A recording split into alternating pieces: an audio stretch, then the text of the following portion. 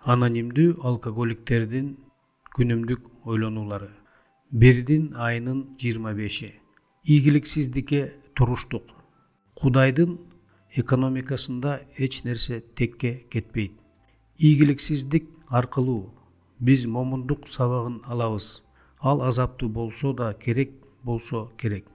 Мен бүгүн кандай гана ыраазымын.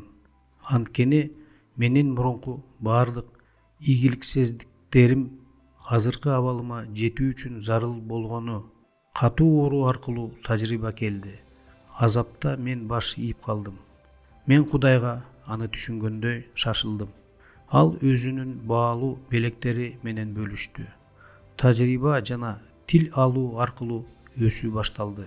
Андан кийин ыраазычылык дагы. Ооба, ошондон кийин жан дүйнө тынчтыгы пайда болду.